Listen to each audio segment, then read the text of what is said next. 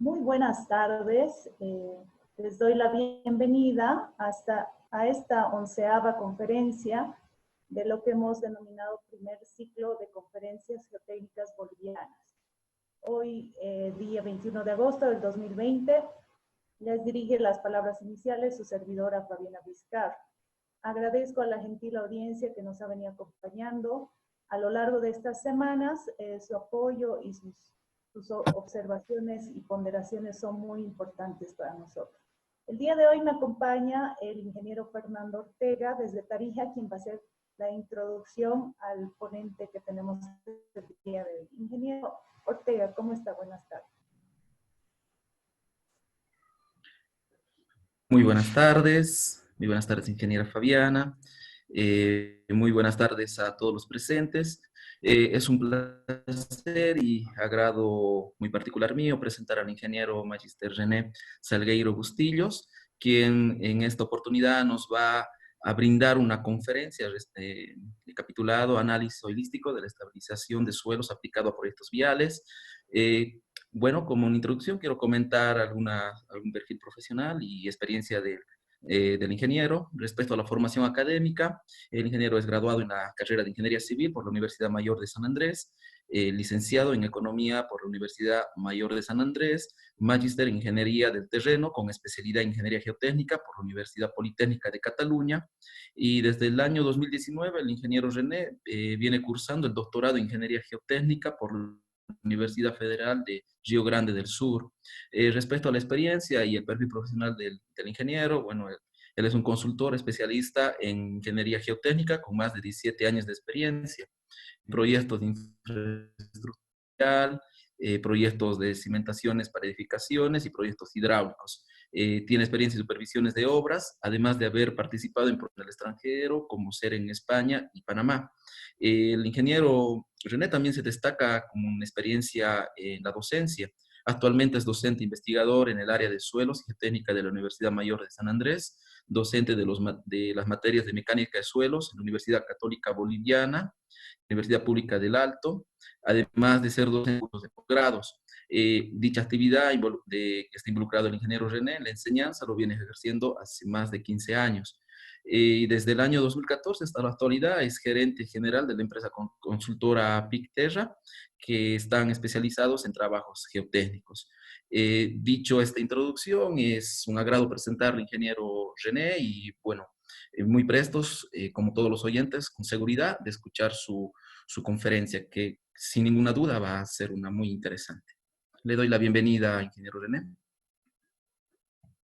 Muchas gracias, ingeniero Ortega, muy amable por todas sus palabras. Ingeniera Vizcarra también, muy amable por la gentileza. Quiero agradecer también a la Universidad Privada de Bolivia que nos permite realizar esta conferencia. Bien, sin más, voy a iniciar entonces con la presentación. El título de la presentación indica análisis holístico de la estabilización de suelos aplicada a proyectos viales. Ya vamos a ver por qué lo del nombre. Lo que voy a mostrar en realidad son las ideas que tenemos pensadas ejecutar en el Instituto de Ensayo de Materiales para la línea de investigación de estabilización de suelos. Por supuesto, también voy a mostrar ya los logros conseguidos hasta el momento, pero fundamentalmente seguramente voy a detener en la parte de los avances hacia el futuro, ¿no? Los proyectos que tenemos pensado realizar en el futuro inmediato. El contenido de la presentación va a estar dividido en 6 partes. Una primera introducción, luego la identificación del problema, los fundamentos de la fisicoquímica de las arcillas, las investigaciones iniciales que hemos realizado en el Instituto de Ensayo de Materiales, el enfoque actual y futuro de las investigaciones para finalmente cerrar con las conclusiones y recomendaciones.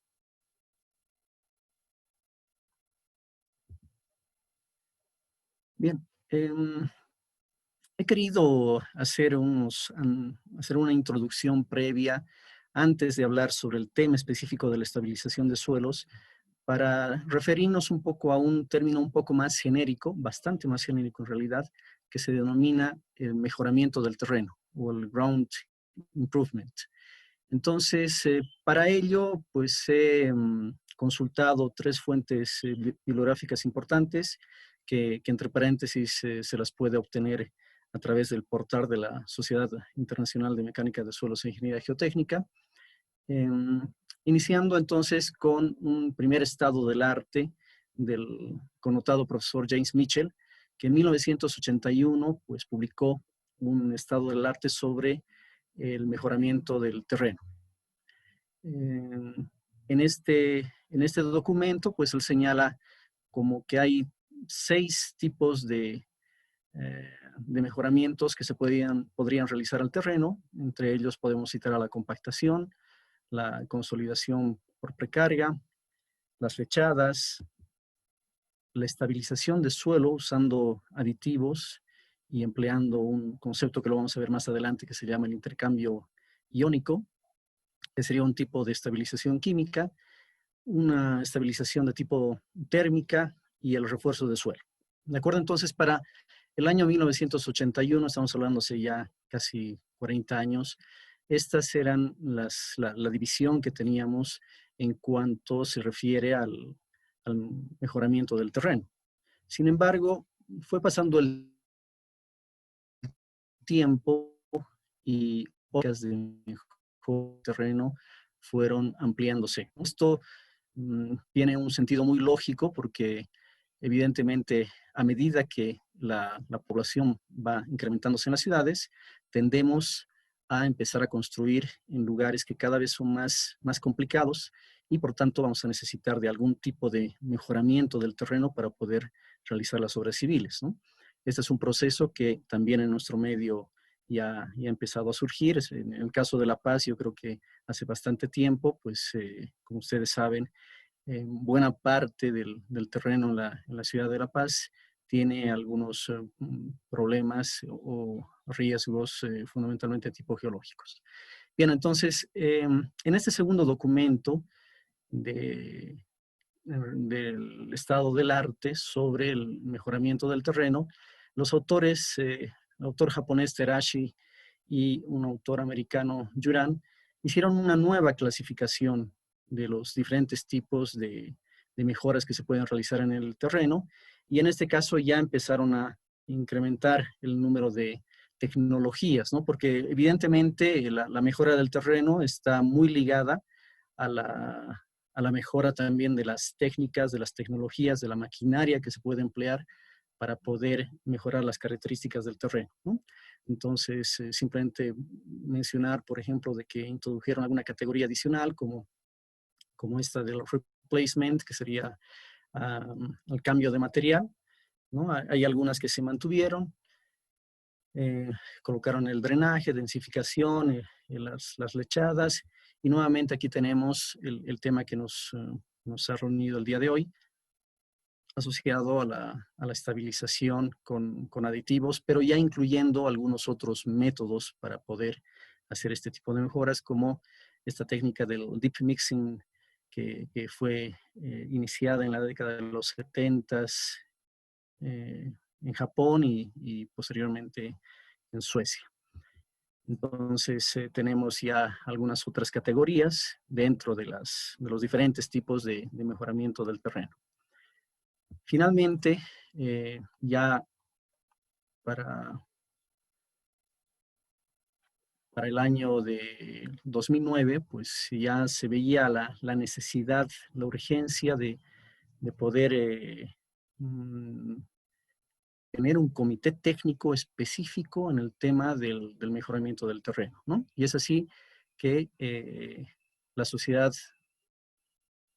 Boliviana de Mecánica de Suelos decide crear un comité técnico específico para este tema, que en su momento se denominó el Comité Técnico 17, aunque actualmente ya se denomina el Comité Técnico TC 211, que cuenta a la fecha con aproximadamente 450 miembros de todas partes del mundo, ¿no? O sea, fíjense el crecimiento que ha tenido este acápite, esta sección dentro de la geotecnia, por el desarrollo tecnológico fundamentalmente, ¿no? Y es así que ya para el año 2009 tenemos un otro estado del arte que fue escrito por el profesor Chu y otros en las conferencias de la 17ª Conferencia Internacional de Mecánica de Suelos e Ingeniería Geotécnica. He extractado también nuevamente un resumen simplemente de los diferentes métodos que ya se contemplan. Ya en este caso se ha modificado un poco la categoría, ¿no? Han hecho las categorías en función de si se medía o no se medía agentes estabilizantes en suelos no cohesivos y asimismo en suelos finos, ¿no? Entonces tenemos ya una más amplia variedad de técnicas, ¿no? que han sido utilizadas durante esos tiempos. Hay algunas que son nuevas. Y finalmente tenemos ya este pedacito que tocaría al tema que nosotros vamos a trabajar el día de hoy, asociado a estas mezclas con cierto tipo de aditivos que normalmente pueden ser cemento, cal y bueno, otros agentes estabilizantes. Bien, con ello, esta introducción simplemente he querido dar un pantallazo rápido de que el tema del mejoramiento del terreno es un tema muy amplio. Cada vez, yo creo que es uno de los temas que en geotecnia va avanzando a pasos agigantados. Cada vez se piensan en nuevos métodos para poder hacer las mejoras. Evidentemente que estos métodos siempre salen a raíz de las necesidades que tiene la sociedad. Como les decía hace un momento, pues a medida que van avanzando las sociedades, pues se necesita también el uso de este tipo de técnicas para poder construir obras civiles en terrenos cada vez con menor calidad eh, o propiedades geomecánicas. Bien, ahora sí entramos al tema de estabilización de suelos. Para nosotros una estabilización de suelos va a ser un proceso por el cual vamos a intentar mejorar una o varias propiedades físico-mecánicas del suelo, ¿no? Cuando un ingeniero normalmente se enfrenta a suelos en los cuales en su estado natural el terreno no presenta las condiciones necesarias para la obra civil que se requiere realizar, pues tiene prácticamente tres alternativas. La primera sería aceptar el material tal y como está y efectuar un diseño de acuerdo a las restricciones impuestas por la calidad del material. Una segunda alternativa que también es bastante usada es la de remover y desechar el suelo del lugar y sustituirlo por un suelo de características adecuadas. Y finalmente una tercera forma podría ser el de alterar o cambiar las propiedades del material existente de tal manera que se obtenga un material que sí que reúna las características que nosotros estemos necesitando, por lo menos que se acerquen, ¿de acuerdo? Esto es algo muy propio de la mecánica de suelos, ¿no? Si nosotros estuviésemos trabajando con otro tipo de materiales, qué sé yo, con hormigones, con acero, con madera, pues normalmente en esos casos nosotros somos los que imponemos las propiedades físico-mecánicas que queremos del material y son materiales que en el caso del hormigón, pues en la medida fabricadas por el hombre, ¿no? En cambio, en el caso del terreno no tenemos esa alternativa. Normalmente no tenemos esa posibilidad de poder escoger el tipo de suelo con el cual nosotros queremos trabajar. Por tanto, la estabilización de suelos se hace una opción bastante valedera. Las propiedades que normalmente nos interesa mejorar están asociadas, por ejemplo, a la estabilidad volumétrica, la resistencia mecánica, la permeabilidad, la durabilidad que pueda tener el suelo o mejorar sus características de compresibilidad. Entonces, dependiendo del método, podemos mejorar una o varias de estas características. En el caso ya de la estabilización que estamos mencionando, pues vamos a hacer una primera subdivisión en estabilizaciones mecánicas, físicas y químicas. La charla del día de hoy pues va a centrarse más fundamentalmente en la estabilización química con una aplicación en proyectos viales, ¿no? Eso es lo que hemos intentado preparar para el día de hoy. Entonces, en ese sentido, pues podríamos tener varias alternativas. Con diferencia, las más utilizadas actualmente en el mundo es la adición del cemento o la adición de cal, ¿de acuerdo? Por supuesto que existen bastantes otros agentes estabilizantes en el mercado, ¿no? Cada vez, a medida que va pasando el tiempo, pues aparecen cada vez nuevos productos que nos indican la posibilidad de poder mejorar las características del terreno. Pueden ser productos orgánicos, resinas, ¿no? Que, bueno, en todo caso habrá que investigarlos con detalle.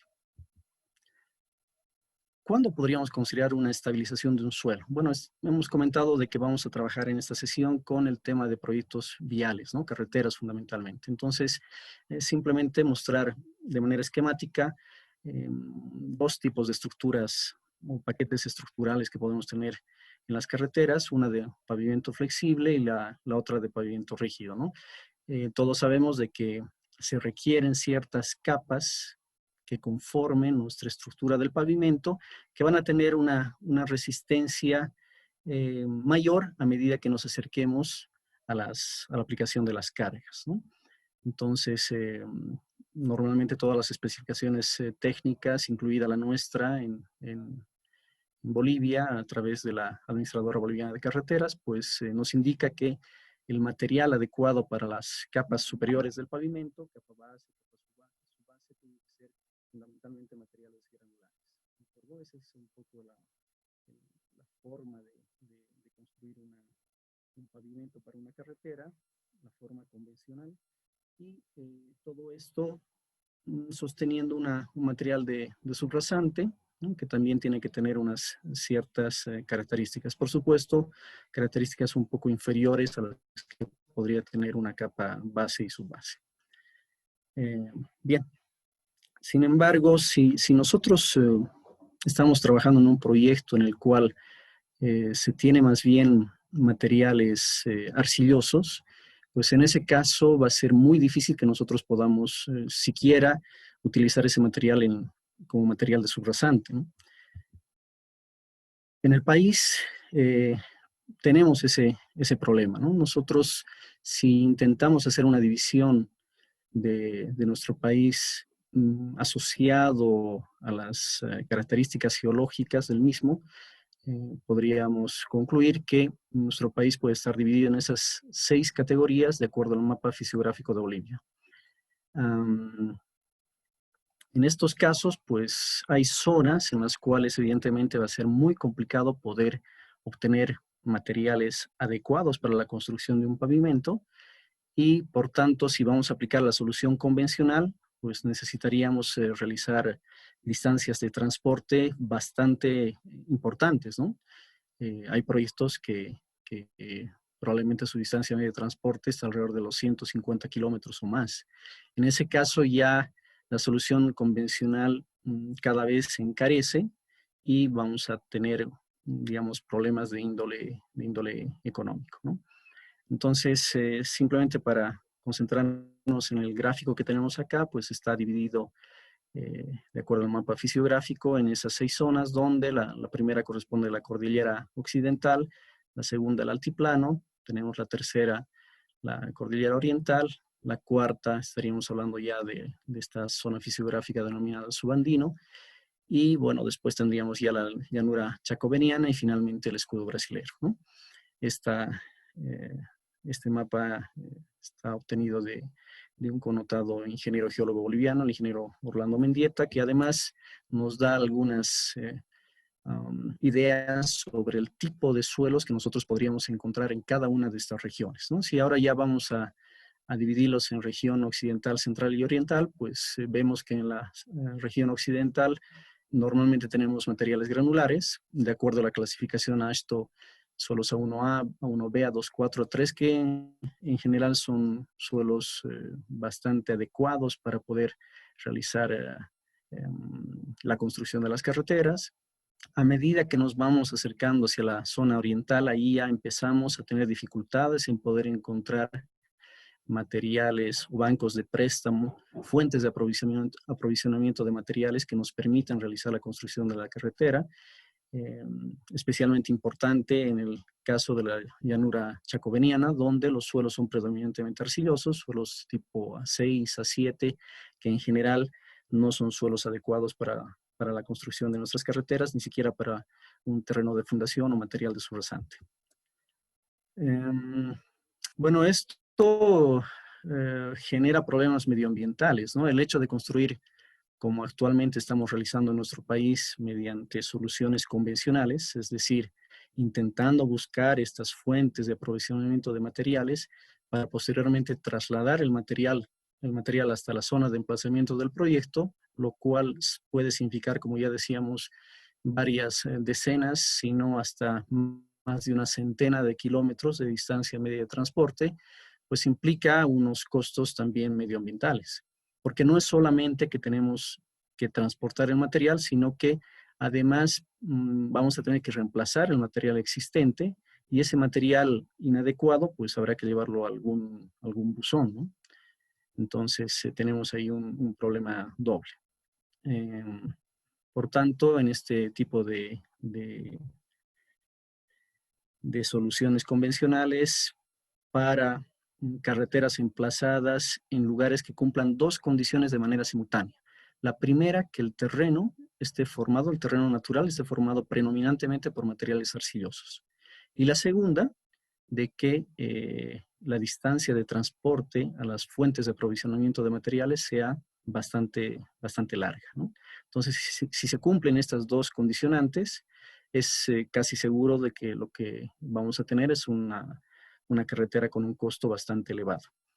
No he logrado presentar ahora un estudio pormenorizado de costos actuales, pero simplemente quisiera que tengan un dato en la cabeza, ¿no? Yo recuerdo que cuando estaba haciendo una investigación de este tipo hace ya bastantes años, y disculpen que el dato que les voy a dar no es un dato actualizado en cuanto a montos absolutos, pero sí de repente el porcentaje podría ser interesante, ¿no? Hace bastantes años la misión JICA hizo un estudio de la carretera que tendría que unir La Paz con Trinidad, con la capital del Beni.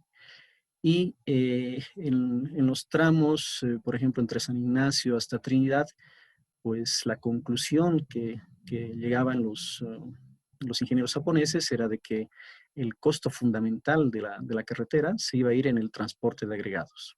Un costo realmente muy elevado. En el documento señalan un valor que a la luz de los datos de hoy día parece un poco alto, pero habría que hacer el análisis. Señalan ellos de que el 42% del costo total se iba a ir en el transporte del material necesario para la construcción de la carretera, ¿no? Y probablemente no es un porcentaje tan real al día de hoy. Ingeniero Salguero, pero disculpe, me escucha, va a disculpar. Sí. Esta última parte no se le logró escuchar bien. Si pudiera recapitular, por favor, le agradeceríamos. Claro que sí. Claro, no sé si ahora se me escucha bien. Perfecto, se le escucha, muy amable. Muchas gracias.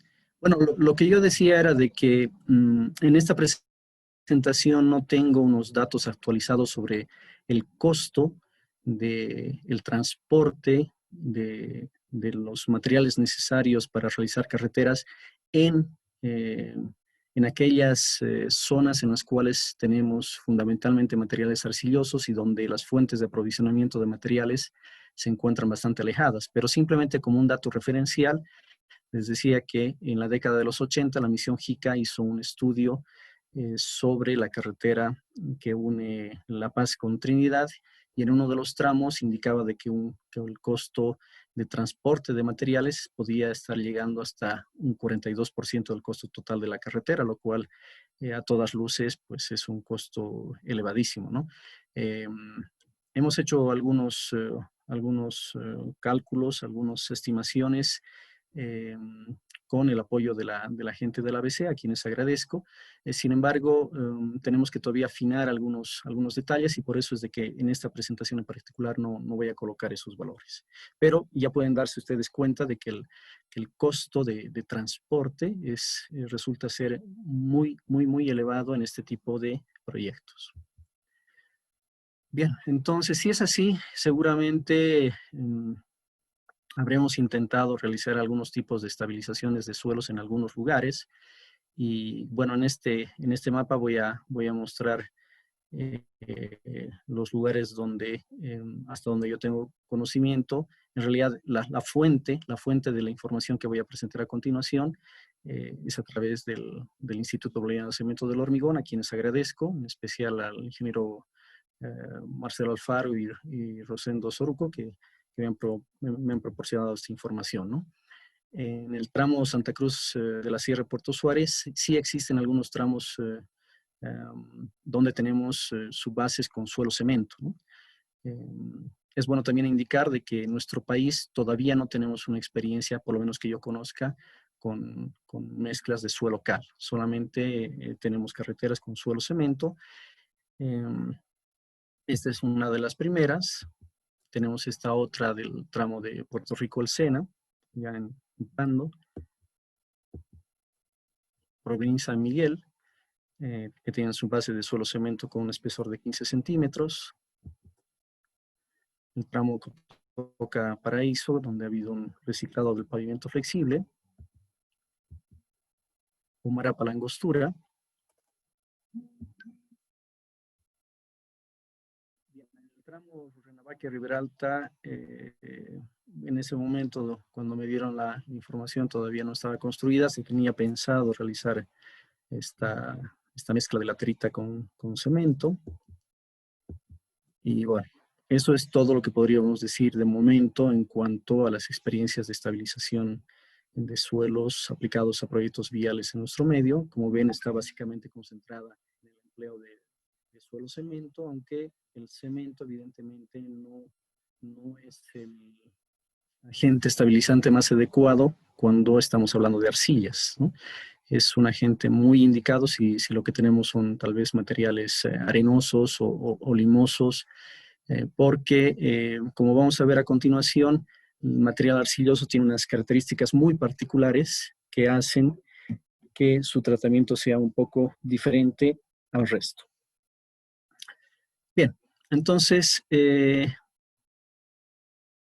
ahora voy a pasar a explicar un poco brevemente los fundamentos de la físico-química de las arcillas para que podamos entender de qué se trata este tema. Como todos ustedes saben, los materiales arcillosos o los materiales finos, para empezar, son aquellos que pasan el tamiz número 200. Estamos hablando de un diámetro aproximado de 75 micrones. Aunque la definición convencional de material arcilloso va a ser el material que sea inferior a los 2 micrones, ¿de acuerdo? Por supuesto, esto no lo podemos conseguir con una granulometría por tamizado, así que vamos a requerir de efectuar granulometrías por hidrometrías. Adicionalmente, como sabemos, los suelos arcillosos poseen propiedades plásticas y, bueno, traigo a colación simplemente el gráfico de la carta de plasticidad de Casagrande para poder definir ciertas zonas en las cuales podríamos definir las arcillas de los limos, ¿no? Especialmente esta lineal, que nos va a hacer una definición, una limitación, más bien dicho, entre el comportamiento arcilloso y el comportamiento limoso. Bien. Para hacer una caracterización un poco más rigurosa de un material arcilloso, pues de pronto las técnicas de la mecánica del suelo son insuficientes y necesitamos recurrir a la mineralogía de las arcillas y a la química de las arcillas. Si lo que nos interesa es determinar la mineralogía de una arcilla, pues podríamos realizar ensayos de difracción de rayos X, análisis térmico diferencial, microscopía electrónica, aunque con diferencia el ensayo de difracción de rayos X es el más apropiado para poder hacer la identificación de los minerales arcillosos. En cuanto a la química de las arcillas, pues también tenemos otro campo de ensayos bastante importante, entre ellos la fluorescencia con rayos X, espectrofotometría de absorción atómica, capacidad de intercambio catiónico y algunos ensayos químicos complementarios. Bueno, todos estos ensayos en realidad son ensayos que ya se los realiza en nuestro medio, no ahora, sino hace mucho tiempo. El Instituto de Investigaciones Geológicas y Medio Ambiente pues efectúa estos ensayos de mineralogía y química de las arcillas probablemente hace casi ya unos 40 años, ¿no? Entonces se tiene una vasta experiencia en cuanto a la caracterización mineralógica y química de las arcillas. ¿Ok? Sobre esto, me gustaría redundar un poco, indicando de que las arcillas en general no es un elemento que nos interese solamente a los ingenieros civiles. Por supuesto, en realidad nosotros creo que hemos sido los últimos en interesarnos francamente por este tipo de materiales. Antes que nosotros hay especialistas del área de la geología, del área de la agronomía, que se han interesado bastante sobre el tema de los materiales arcillosos y de hecho De hecho, nosotros hemos adoptado varias de las investigaciones que ellos han realizado. Seguramente ustedes saben que, por ejemplo, cuando nosotros realizamos un ensayo de límites de consistencia, en realidad estamos haciendo un ensayo propuesto por un científico denominado Atterberg, que era ingeniero agrónomo, ¿no? Él propuso en realidad 5 límites de consistencia, de los cuales, finalmente, Arthur Casagrande, quien fue el que elaboró nuestro método de clasificación de suelos, que por cierto está un poco cuestionado por el profesor Santamarina, tal como vimos en exposiciones anteriores, pues de esos 5 límites de consistencia nos quedamos con 3 y con diferencia utilizamos solamente 2, ¿no? El límite líquido y el límite plástico. Bien. La definición del profesor Ralph Green, que es un ingeniero, bueno, que en realidad era un geólogo muy destacado de la Universidad de Illinois, nos indicaba de que el material arcilloso podríamos entenderlo como aquel material que estuviese compuesto por minerales arcillosos, propiamente dichos, minerales no arcillosos, pero del tamaño inferior a esos 2 micrones que estamos comentando, materia orgánica y sales solubles. Simplemente como una muestra de los diferentes ensayos que se realizan. Este ensayo de aquí a la izquierda es un ensayo de una difracción de rayos X, y el de la derecha es una microscopía electrónica, ¿no? En los ensayos de difracción de rayos X, lo que se intenta ver son los picos que resultan de la ejecución de este ensayo. Hay personas que ya tienen mucha experiencia en este campo. Quiero reconocer en este momento. Ingeniero, disculpe nuevamente, le voy a molestar. Va a disculpar. Por favor, se reduce, creo, el volumen, un poquito del micrófono. Si podría un poquito acercarse a su micrófono y explicarnos, le rogaría que nos vuelva a explicar la gráfica, le agradeceré muchísimo. Claro que sí. Más bien, mil disculpas. Mil disculpas. Bueno, lo que yo les decía, ya no sé si ahora sí se escucha mejor. Lo escuchamos claro, muy amable. Okay. Entonces les decía que tenemos unos ensayos de difracción de rayos X donde los picos de estos difractogramas son los que nos van a señalar los tipos de minerales arcillosos, incluso no arcillosos, que pudiese tener nuestra muestra. Hay que tener bastante experiencia en leer este tipo de difractogramas. Yo quería hacer mención al ingeniero Mario Blanco, por ejemplo, del Instituto de Investigaciones Geológicas y Medio Ambiente, que ya seguramente hace 30, 40 años que viene realizando estos trabajos con mucho éxito, ¿no? A la derecha lo que tenemos es una fotografía al microscopio electrónico de las arcillas. Quisiera que vean esta forma hexagonal que tienen y las láminas, ¿no? Estas arcillas están formadas prácticamente como láminas, ¿no?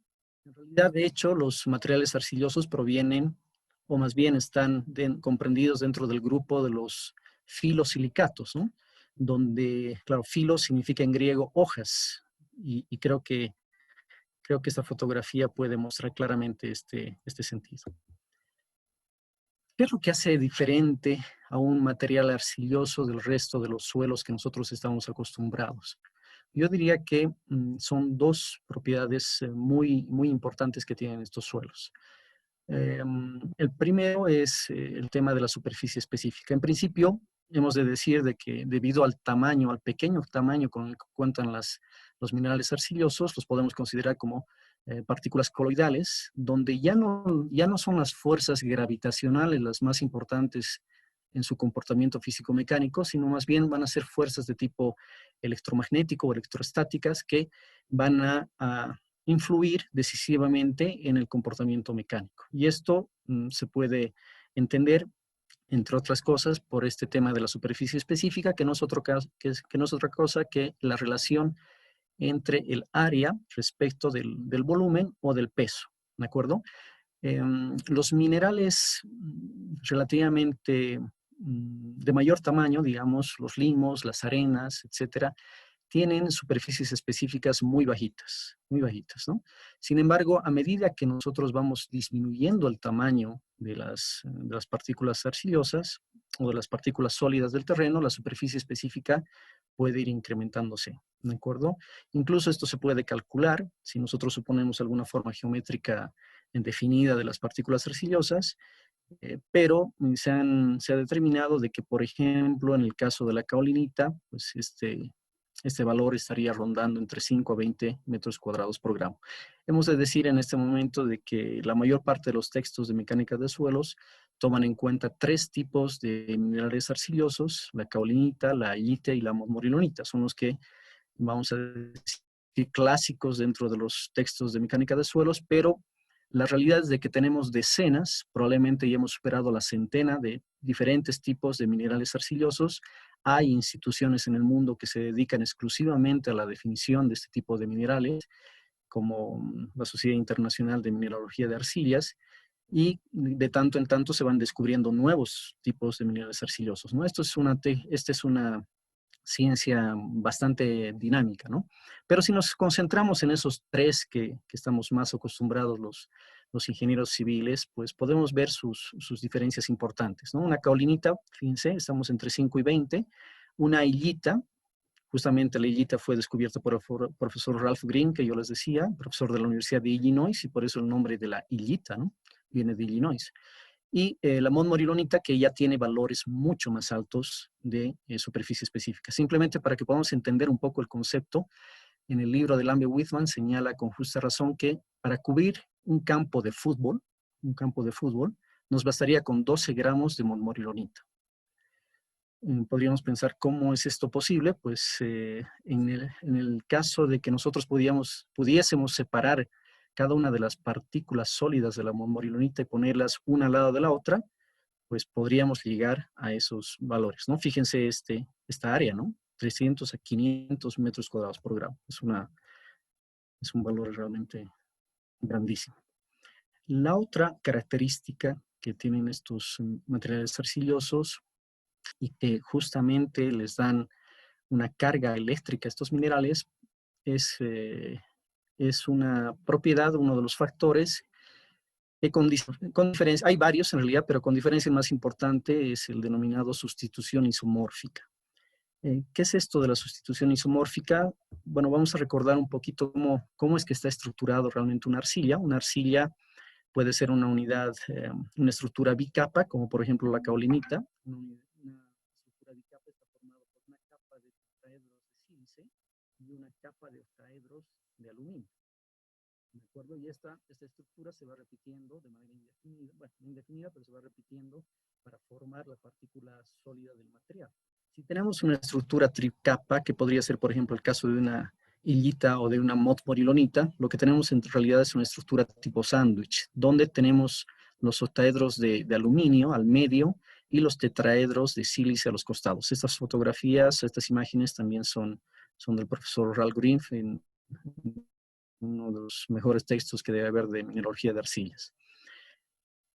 Sustitución isomórfica. Bueno, lo que sucede es de que en condiciones normales, vamos a decir normales entre comillas, pues los tetraedros de sílice debería tener un átomo de silicio, cada uno de ellos. Pero ya en la génesis del material es posible de que por alguna razón, en lugar de tener un átomo de silicio, pues tengamos, por ejemplo, un átomo de aluminio. Sabemos que la valencia del silicio es +4, la del aluminio es +3, entonces ya tenemos una deficiencia de carga eléctrica positiva. Lo mismo puede ocurrir con los octaedros de aluminio, que podrían ser cambiados, por ejemplo, por octaedros de magnesio. El aluminio tiene valencia +3, el magnesio +2. Nuevamente tenemos un déficit de carga positiva. Es isomórfica porque los radios iónicos que deben tener estos átomos no deberían superar el 15%, ¿no? O sea, de otra manera no van a tener no va a haber la posibilidad de tener esta sustitución. Entonces, lo que quiero que se entienda es de que gracias a este fenómeno de la sustitución isomórfica que que ocurre, más bien dicho, en la génesis misma del material, podemos tener partículas arcillosas con cargas eléctricas desbalanceadas, normalmente con cargas eléctricas negativas. ¿De acuerdo? Bien, entonces ahora sí que ya estamos conscientes de estos 2 fenómenos, la superficie específica y las cargas eléctricas que pueden tener nuestros materiales, pues ahora lo que toca es ver y cómo se equilibran, ¿no? Porque en la naturaleza todo va a tender al equilibrio y las partículas arcillosas no van a ser la excepción. Si tienen las partículas arcillosas cargas eléctricas negativas, desbalanceadas, pues obviamente lo que van a intentar es buscar cargas positivas, iones positivos, es decir, cationes, para poder equilibrarse eléctricamente. ¿De acuerdo? Y en el medio, en el suelo, pues tenemos, dependiendo del lugar, dependiendo si tenemos un suelo ácido o un suelo básico, normalmente tenemos diferentes tipos de cationes, que podrían ser cationes calcio, magnesio, aluminio, potasio, sodio, ¿no? Que son bastante usuales. Estos cationes, adicionalmente, si el suelo está húmedo, saturado, se van a hidratar y van a aumentar su tamaño, ¿de acuerdo? Entonces, lo que va a suceder es de que se va a formar una capa de agua alrededor de las partículas arcillosas. Me parece que tengo aquí en la siguiente filmina, en la siguiente diapositiva, pues la teoría de la doble capa difusa, ¿no? Lo que sucede es que tenemos una partícula arcillosa con carga eléctrica negativa, vamos a pensar, esto está funcionando como si fuesen unos, si ustedes quieren, como si fuesen unos imanes, entonces van a atraer a cationes positivos. Si es que el suelo contiene la cantidad de cationes positivos para equilibrarlo, pues seguramente aquí no va a haber un problema mayúsculo, pero es probable de que el suelo no contenga la cantidad de cationes suficientes y entonces el agua va a intentar equilibrar esta partícula arcillosa. ¿Cómo el agua? Bueno, lo que pasa es que el agua es una molécula dipolar y vamos a pensar de que en uno de sus extremos están las cargas positivas y en el otro, en la cola, las negativas. Entonces se va a adherir con la carga positiva a la partícula arcillosa, va a dejar la cola con la carga negativa, va a venir otra molécula de agua y así vamos a tener una primera capa que está alrededor de la partícula arcillosa donde el agua realmente ya incluso se piensa que está en un estado físico diferente al líquido. Por estas fuerzas de atracción que son tan fuertes, pues probablemente esta agua ya está en un estado, vamos a decir, viscoso o casi sólido.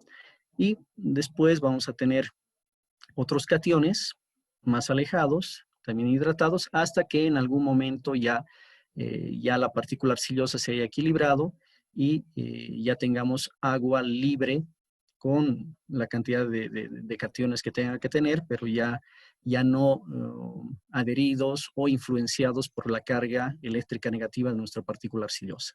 ¿De acuerdo? Bien, entonces esto va a dar lugar además a diferentes estructuras de los minerales arcillosos, de los materiales arcillosos, ¿no? Nosotros en las clases de mecánica de suelos, pues básicamente hemos visto dos de ellas, que son las dos extremas, una estructura que le hemos llamado dispersa, ¿no? Que sería esta de acá, donde vamos a suponer que las partículas arcillosas no se están tocando, ¿no? Y podríamos tener otra estructura que es la estructura floculada, donde ahí sí puede existir un contacto entre las partículas y esto están formando como una especie de estructura, una especie de red. Ya desde el punto de vista más ingenieril, a nosotros, por supuesto, lo que nos interesa más es el comportamiento macrofísico de la resistencia, de las propiedades geomecánicas del material macroscópicamente, pero al final esas propiedades no son más que un reflejo de las propiedades, o más bien dicho, no son más que un reflejo de las interacciones que tienen las partículas a nivel microscópico, ¿no? Entonces, normalmente en el caso de tener una estructura floculada en un material arcilloso, pues eso nos va a dar lugar a tener mayores resistencias que en el caso de una estructura dispersa. Entonces, en concreto, lo que nosotros vamos a intentar es poder flocular a nuestra muestra arcillosa para que pueda tener mayor resistencia. ¿Cómo conseguimos esa floculación? Pues eso se consigue reduciendo el espesor de la capa doble difusa. No sé si me da el tiempo, la verdad que estoy muy mal con el tiempo, me estoy dando cuenta que me falta todavía bastante para poderles mostrar, pero para que esto no se quede trunco, simplemente indicarles de que hay dos tipos de fuerzas que van a actuar entre las partículas arcillosas. Unas van a ser las fuerzas de atracción, fuerzas que las vamos a denominar fuerzas moleculares del tipo de las fuerzas de Van der Waals. Estas fuerzas son solamente función de la distancia entre las partículas y vamos a tener fuerzas de repulsión, que esas sí son las asociadas a las cargas eléctricas que tenga nuestro material arcilloso, nuestras partículas arcillosas. Cuanto más pequeña la capa doble difusa, más pequeña la fuerza de repulsión. Como nuestra fuerza de atracción se mantiene constante para una distancia entre partículas definida, la resultante de estas dos fuerzas pues podría darnos una fuerza de atracción. Si lo que nos da es una fuerza de atracción, es muy probable de que nuestra estructura del material arcilloso vaya a ser una estructura floculada. Por el contrario, si lo que tenemos nosotros es una capa doble grande, las fuerzas de repulsión para una distancia cualquiera van a ser mayores y por tanto, como las fuerzas de Van der Waals se mantienen más o menos constantes, la resultante probablemente sea más bien una resultante de repulsión, lo que nos va a generar una estructura dispersa. Entonces, por eso es que se muestran estas dos líneas más gruesas, una que nos está dando cuenta de unas fuerzas de resultantes de repulsión y la otra de atracción. Así que al final de cuentas, lo que a nosotros nos interesa cuando hacemos un proceso de estabilización de suelos en materiales arcillosos es intentar flocular a nuestra muestra. Para flocular a la muestra, lo que nosotros podemos hacer es reducir el espesor de la capa doble difusa. ¿De acuerdo? ¿Cómo lo conseguimos? Pues hay varias maneras. La capa doble disminuye si es que aumenta la concentración de los cationes, por ejemplo, si aumenta la valencia, si aumenta la temperatura. Esa misma capa doble disminuye si disminuye la constante dieléctrica del medio, el pH o el tamaño del catión. ¿Qué es lo que nosotros podemos controlar más? Pues probablemente la concentración de los cationes.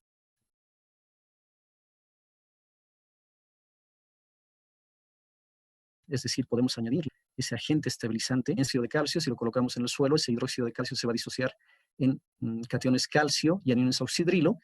Y cuanto más coloquemos de cationes, pues puede ser de que disminuyamos esa capa doble y esto nos va a conducir a poder flocular a nuestro suelo. Y en última instancia, lo que nosotros realmente estamos queriendo como ingenieros es poder mejorar las propiedades geomecánicas del material. Pero bueno, este es el trasfondo que va detrás de todo esto. Bien. Me disculpo por haber demorado bastante en este tema, pero considero que nosotros tenemos que realizar, ¿no? O cómo funciona un proceso de estabilización. Bien, ahora vamos a pasar al cuarto punto. Vamos a mostrar las investigaciones iniciales en el Instituto de Ensayo de Materiales de la Universidad Mayor de San Andrés, aquí en La Paz. Podemos señalar de que durante los últimos 25 años se han estado desarrollando proyectos de grado relacionados con la estabilización de suelos. Aquí coloco simplemente los títulos de algunos de ellos. Este no es no representa la cantidad total de proyectos que se han realizado, pero simplemente para indicarles que se han hecho varios de estos. Permítame referirme a uno que me ha involucrado cuando era yo estudiante, un proyecto de grado en el cual hemos intentado realizar la estabilización de suelo con cal y un producto orgánico denominado DS328, Dinasolo 328, de origen brasileño. Bien, entonces, aquí voy a resumir un poco los resultados, algunas cosas que considero interesantes. Ha sido un proyecto de grado bastante amplio, digámoslo así. Y en realidad se han estudiado 24 muestras de todo el país, por lo menos de 6 o 7 departamentos del país, de las cuales finalmente nos hemos quedado con 5 muestras. 2 de La Paz, una de Tarija, una de Beni y una de Panto. Se ha iniciado con la caracterización mineralógica a través de los ensayos de difracción de rayos X y también a través del análisis térmico diferencial.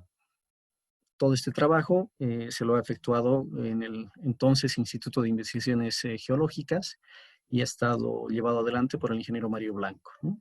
Esta es una muestra es una fotografía a microscopio electrónico de una muestra de La Paz, ¿no? Es un poco difícil poder distinguir claramente los diferentes tipos de minerales arcillosos, pero bueno, es lo que se tiene, ¿no? Inicialmente en esta investigación pensábamos de que la respuesta para los procesos de estabilización de suelos estaba dada por la mineralogía de las arcillas. Le pusimos mucho empeño en la mineralogía, pero después nos dimos cuenta que probablemente más importante que la mineralogía era la química de las arcillas, ¿no? Entonces se hicieron ensayos de fluorescencia de rayos X para determinar los diferentes tipos de elementos químicos que tenían las muestras. Se hicieron también ensayos de espectrofotometría de absorción atómica para poder determinar los cationes intercambiables. Aquí estoy mostrando los resultados obtenidos en el IPTEN, que fue el Instituto Boliviano de Tecnología, que es el Instituto Boliviano de Tecnología Nuclear, aunque también se hicieron algunos en el Instituto de Geología. Y finalmente, este otro elemento que ya hemos comentado, la capacidad de intercambio catiónico, ¿no? Cada arcilla va a tener una cierta capacidad de intercambio catiónico. Es como pensar, vibrarse, ¿no? Se realizaron también, por supuesto, caracterizaciones desde el punto de vista geotécnico. Fíjense que estamos trabajando con materiales finos. Estos materiales, simplemente con mirar la clasificación, uno ya podría concluir fácilmente de que no son para nada adecuados en la construcción de carreteras. Estamos hablando en general de suelos A75 o A76, ¿no? Que serían de los peores para poder tenerlos en una carretera. Los resultados que se obtuvieron fueron bastante curiosos, bastante interesantes. Creo que eso es lo que me ha motivado durante estos años para poder intentar buscar una respuesta a estos fenómenos. Simplemente voy a detenerme en un par de ellos. Las barras en color azul son las muestras en estado natural y las que están en color rojo son las muestras ya con el aditivo, que en este caso era un contenido de cal, que se colocó un porcentaje de cal igual para todas las muestras, más este aditivo orgánico, el de S328. Entonces, fíjense de que, en general, en la mayoría de las muestras, al colocar el aditivo, la cal, su peso específico seco disminuyó. En el único caso, curiosamente, que subió, se incrementó, fue en el caso de la muestra de cobija. Esta es una muestra de cobija en la cual pues, se ve que hay un ligero incremento en la densidad máxima seca. En cuanto a los contenidos de humedad óptima, todo esto obtenido mediante el ensayo de compactación T180, pues vemos de que al colocarse la muestra con cal iba aumentando, ¿no? El contenido de humedad en todas las muestras, excepto nuevamente en la muestra de cobija. ¿De acuerdo? La de cobija parece ser que tenía algún comportamiento diferente al resto. Pero si ahora nosotros vemos el ensayo del CBR, aquí sí ya las diferencias son mayúsculas. Evidentemente, el ensayo del CBR pues, tiene valores muy pequeñitos en los materiales arcillosos, estamos hablando de valores inferiores al 5%, pero fíjense que cuando se mezcló con la cal, en la muestra, esta muestra de La Paz 21, que si mal no recuerdo es una muestra que lo obtuvimos de Bajo Lipari, pues tuvo un incremento dramático, ¿no? Llegando casi al 80% de su CBR, al 95% de compactación, que eso ya es un valor altísimo, ¿no? Y las expansiones también se redujeron ostensiblemente. El único que no tuvo un buen comportamiento mecánico fue justamente la muestra de cobija. Fíjense que prácticamente no cambió su valor del CBR y sus expansiones pues aumentaron incluso al colocar el aditivo. Aquí quiero hacer un paréntesis. Hay que ser muy cuidadoso también con el tema de poder analizar los resultados. Si nosotros vemos esta gráfica fríamente, pues podríamos pensar de que este incremento ha sido tan brutal que sería, no sé, algo digno de poderlo mostrar, ¿no? Sin embargo, también yo quiero mencionar con toda humildad intelectual de que nosotros, para el caso del CBR con el aditivo, utilizamos el procedimiento que mandaba el mismo fabricante. Este aditivo orgánico, el DS328, es un aditivo que fue sintetizado en base a la saliva de las termitas, ¿no? Si ustedes, la gente que vive en el oriente, pues sabe de que las termitas, los termiteros son estructuras bastante altas. Dicen que el mejor ingeniero de la naturaleza justamente es la termita, porque para su tamaño puede hacer construcciones de más de 1 metro, ¿no? Significaría que para el tamaño de un hombre, pues tendríamos que ser probablemente edificios de kilómetros. ¿Por qué puede hacer este tipo de construcciones? Pues los investigadores brasileños de la época en Sao Paulo, de la década de los 60, 70, cuando se empezó a trabajar sobre este producto, veían que era o creían que era el tema de la saliva. Entonces, el producto en teoría era la síntesis química de la saliva de las termitas. Pero cuando uno hacía el ensayo de Severe, el fabricante indicaba de que para poder acelerar las reacciones que se iban a producir en el tiempo, en un proyecto ya carretero real, pues había que hacer el CBR secando las muestras al horno a una temperatura de alrededor de 60 grados antes de someterlas al ensayo de penetración. Entonces, pues pueden quedar bastantes dudas sobre los resultados obtenidos, ¿no? Aunque, como les digo, hemos seguido el procedimiento recomendado por el fabricante. Bien, sin embargo, más allá de esto, lo que se concluyó en esta investigación fue de que los incrementos en los valores del CBR de alguna manera estaban asociados con los cationes que tenía el terreno. En este caso, este indicador es el porcentaje de saturación de cationes calcio. Y fíjense, en aquellas muestras en las cuales funcionó bastante bien el aditivo, fue en las cuales tenía originalmente un porcentaje bastante alto también de cationes calcio. En cambio, esta de acá, que es la muestra de Pando, al ser una zona más bien con suelos ácidos, la de Pando, la de Beni, pues la cantidad de cationes intercambiables, el tipo de cationes intercambiables que tenía era más bien de tipo básico y no eran ácidos. Entonces, desde entonces yo tengo esta duda de cuán importante puede ser el tema del tipo de cationes que tenga nuestro suelo para poder hacer una estabilización correcta con aditivos químicos. Okay. Bueno, eso es lo que teníamos en el caso de las investigaciones primigenias, vamos a decir, del Instituto de Ensayo de Materiales. ¿Qué es lo que hay ahora y qué es lo que hay en el futuro? Bueno, como mencionaba nuestro moderador, pues actualmente yo me encuentro realizando el doctorado en la Universidad Federal de Río Grande do Sul, en Porto Alegre, en Brasil. Debo decir con franqueza de que esta oportunidad se me ha dado gracias al taller. Había un taller que ya se ha nombrado, creo que por lo menos 2 veces anteriormente en las diferentes conferencias, y este taller nacional de laboratorios realizado en Cochabamba el año 2018 en octubre, pues permitió que pudiese ponerme en contacto con el profesor Nilo Consoli, que es actualmente el director del posgrado en de Ingeniería Civil de la URGES, ¿no? de la Universidad Federal de Río Grande do Sul. Creo realmente, estoy firmemente convencido de que la Sociedad Boliviana de Mecánica de Suelos tiene que continuar estas labores, ¿no? de poder crear este tipo de espacios, porque especialmente para la gente más joven, ¿no? Si en mi caso, que la verdad que no voy a decir la edad, pero ya tengo bastantes años, pues ha sido una oportunidad de este taller, realmente ha sido una oportunidad para que yo pueda iniciar este doctorado en el área que realmente me apasiona, que es la estabilización de suelos, pues con mayor razón para los jóvenes, ¿no? Con mayor razón para los jóvenes. Aquí está el profesor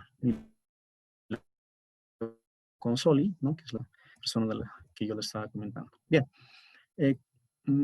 Ya el ingeniero Durba Párraga nos había comentado algo sobre esto que les voy a hablar. En oportunidad de ese taller, pues se hizo una experiencia muy interesante de poder enviar a diferentes tipos de laboratorio el mismo suelo y el mismo aditivo, en este caso cemento. Los suelos eran un suelo dispersivo y un suelo laterítico, como decía el ingeniero Párraga, ¿no? Y cada laboratorio tenía que seguir unas instrucciones para poder realizar los ensayos y poder estabilizar los suelos con esto. Entonces, ojalá que me dé el tiempo, voy a intentar rápidamente avanzar en esto. Voy a mostrar de manera simultánea los resultados obtenidos en el Instituto de Ensayo de Materiales, este programa de estabilización de suelos, para la cual quiero agradecer los datos proporcionados a mi persona por la ingeniera Grisel Portillo, que es también parte de nuestro Instituto de Ensayo de Materiales, ¿no? Entonces, los datos teóricos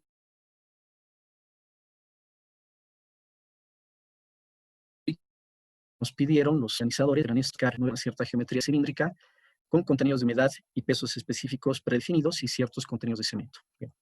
Esos eran los datos teóricos. Ya sabemos que en la práctica, cuando se hace el laboratorio, no siempre resulta del todo exacto. Estos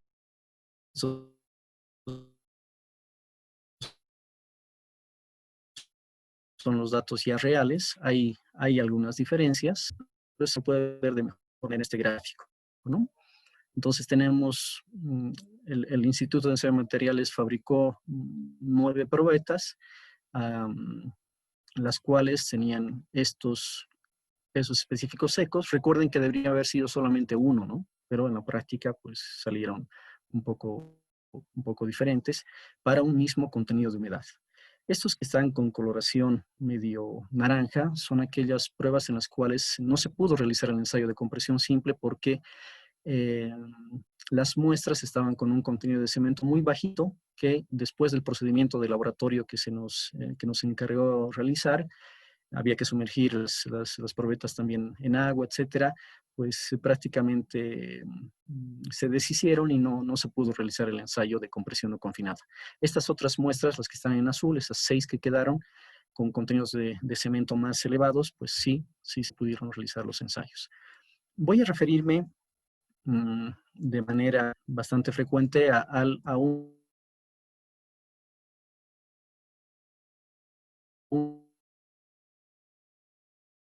artículo de mezclas suelo-cemento. El artículo en sí lo tengo aquí atrás, me parece, mil disculpas, es este de acá. Key Parameters for Strength Control of Artificially Cemented Soils. Journal de Geotech. En ese artículo, pues él trabaja en realidad con bastantes más puntos de los que nosotros hemos utilizado en nuestras pruebas. De hecho, tiene 3 curvas de compactación para 3 energías diferentes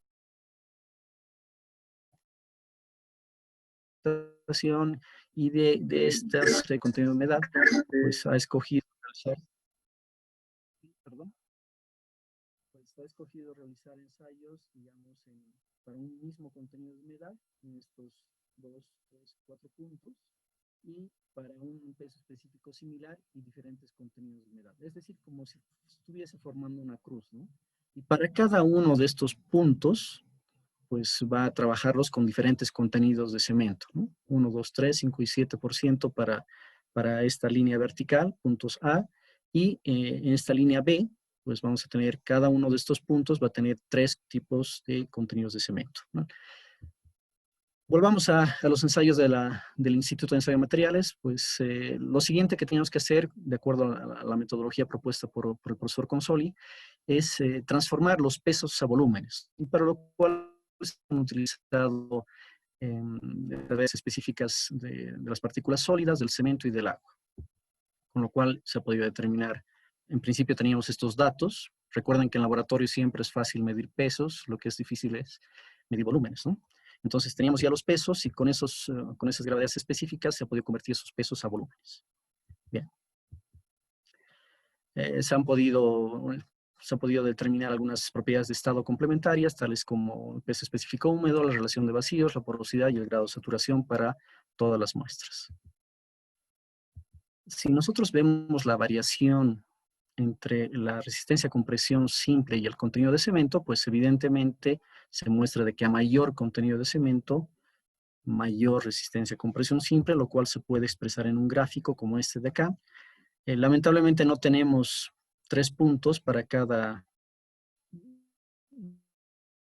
peso específico. Recuerden de que solamente nos quedaron 6 probetas disponibles, entonces, bueno, lo que tenemos es esto, para 2 contenidos de cemento, ¿no? Entonces, la relación evidentemente es bastante lineal, no puede ser de otra forma porque son solamente 2 puntos, pero si nosotros vemos ya los resultados del profesor Consoli, con un mayor número de muestras, pues también se mantiene esa relación lineal, ¿no? Es decir, a medida que aumentamos la cantidad de cemento, pues la resistencia a la compresión simple va aumentando y esa pendiente incluso es más pronunciada en el caso de que tengamos las probetas con mayor pesos específicos secos. Voy un poco más rápido, disculpen. Podemos ver también la variación de la resistencia a la compresión con la porosidad, ya la teníamos calculada previamente. Si hacemos un dibujo, pues vemos de que existe una tendencia más o menos exponencial en cuanto a la resistencia de la resistencia a compresión simple con la porosidad. En el artículo del profesor Nilo Consoli se evidencia también algo similar, ¿no?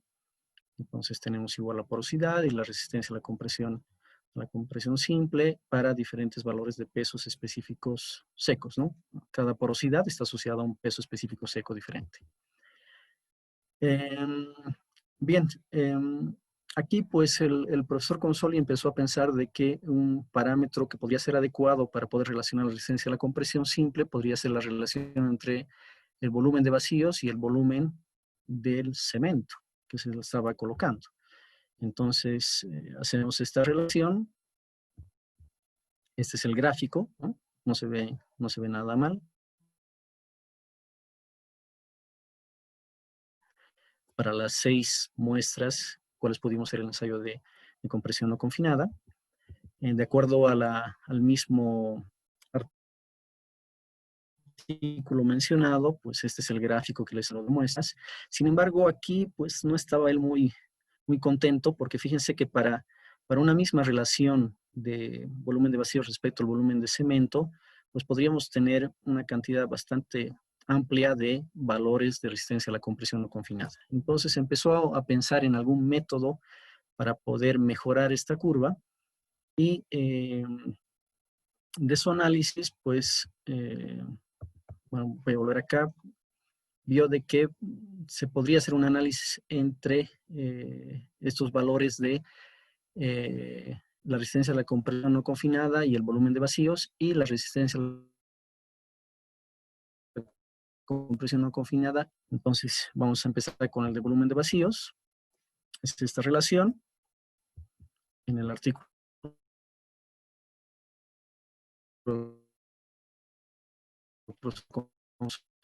acá, observando con la relación sobre el volumen de cemento, pues vamos a obtener una otra curva.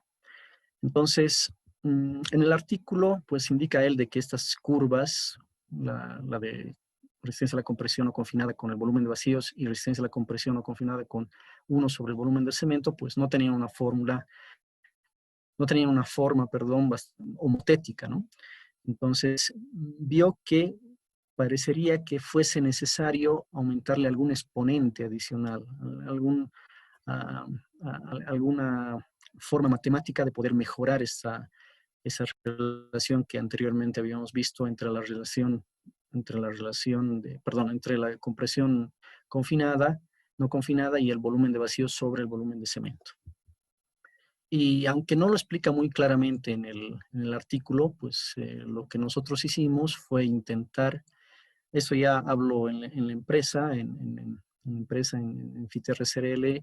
Aquí quiero agradecer al ingeniero Oscar Luna Pizarro, que me ayudó bastante en la preparación de la planilla electrónica, pues incorporó un macro que permitiese ajustar de la mejor manera posible hasta conseguir un coeficiente de determinación máximo, ¿de acuerdo? Ese exponente va a ser dependiente del tipo de suelo y del tipo de agente estabilizante empleado, ¿no? Nosotros estamos utilizando cemento, para el cemento va a salir un cierto valor, y en función del tipo de suelo, si utilizásemos cal va a ser otro valor, ¿no? Cada combinación entre suelo y su aditivo, pues va a tener un valor definido de este exponente. Entonces se hizo una planilla electrónica que incluyese un macro. ¿Para qué? Para ir buscando este coeficiente X, que solamente está afectando al volumen de cemento, tal que vaya mejorando esa asociación entre esta expresión y la resistencia a la compresión no confinada.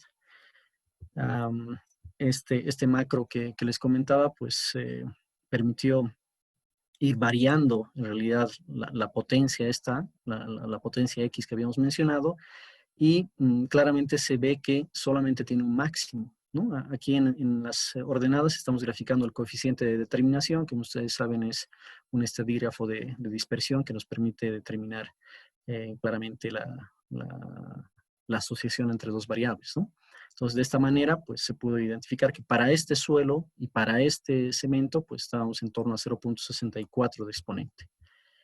Ya utilizando esto, ¿no? Y aquí lo ponemos ya en la forma final que propone el profesor Consoli, que sería la porosidad dividida entre este parámetro volumétrico de cemento elevado a 0.64, ya nos da una tendencia mucho más interesante si la comparamos con Fíjense, estos todos son los ensayos que hizo el profesor Consoli y más o menos se aproximan, no más o menos, se aproximan bastante bien de acuerdo a esta metodología que les he comentado. En el caso del profesor Consoli, el exponente era 0,28, con un coeficiente de determinación también bastante. Por tanto, a raíz de esto, podríamos proponer un método de dosificación de mezclas, ¿no? Esta es una propuesta más personal, no está en el artículo. Podríamos definir un valor de la resistencia a la compresión objetivo. Si tenemos ya estos ensayos de laboratorio, que no necesitan ser tantos, ¿no? Esa es una de las grandes ventajas también del método del profesor Consoli, porque si bien en su artículo él hizo una cantidad muy importante de ensayos, en nuestro caso, pues simplemente hemos trabajado con 6, ¿no? Y más o menos que se ha formado una curva también muy parecida a la que propone Consoli, ¿no? Esta es la ecuación en nuestro caso, ¿no? Fíjense, es la ecuación de esta curva, ¿no? Perdón, la que hemos obtenido en laboratorio, de esta de acá, ¿no? Aquí está, y la variable dependiente es la resistencia a la compresión simple, y aquí está la ecuación, que es la misma que tendríamos acá, ¿no? Entonces, pienso que además de los ensayos de compactación, pues podríamos definir o determinar un peso específico seco deseado en obra, de acuerdo un poco también a las especificaciones técnicas que tengamos, y con lo cual podríamos definir una porosidad. Si nosotros reemplazamos en esta ecuación, teniendo ya nuestro valor de la resistencia a la compresión simple definido más la porosidad, pues podríamos calcular el contenido volumétrico de cemento y eso nos permitiría realizar ya nuestra dosificación, ¿de acuerdo? Con una cantidad relativamente reducida. Simplemente quiero señalar de que de forma posterior y hasta la fecha se siguen haciendo pruebas en la URGES, en Porto Alegre, con diferentes tipos de aditivos. Se ha trabajado con suelo cal, suelo cemento más cal. Se ha trabajado también con suelo más polvo de vidrio, más cal de carbureto. Actualmente hay una tendencia muy fuerte a intentar utilizar cementos activados alcalinamente. Se está trabajando bastante también en eso. No solamente para investigar la resistencia del material, sino también otros parámetros que pueden ser de mucha relevancia, como la durabilidad y la rigidez. Y en todos los casos, pues se están obteniendo resultados bastante exitosos, ¿no?